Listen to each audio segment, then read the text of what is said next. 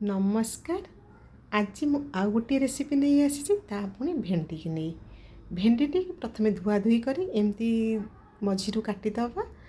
आउ मसला रे मु नहीं गोटे फाड़ नड़िया तार कोर प्रस्तुत करिछि।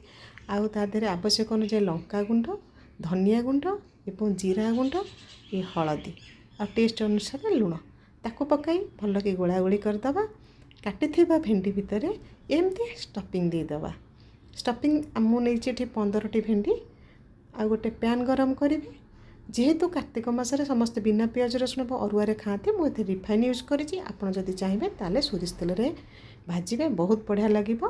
आउ एमती तावारे सबू भेंडी देवेनि 5-7टा लाखे दे धीरे धीरे मीडियम आंचरे ताको दीपट साइड फ्राए करदे। देखो भेंडी मसला एवं मोर रेडी हो गला। जेहेतु कार्तिक मास चली आज जेहेतु पहली कार्तिक तेणु से पहली कार्तिकर मोर भेज थालीटी एवं मोर रेडी हो गला। आपण जदि मो वीडियो भल लगु थाए आमती विलेज स्टाइल रोषे आपंकर पसंद करें मो वीडियो को लाइक सब्सक्राइब करने को भूलें। रहुची।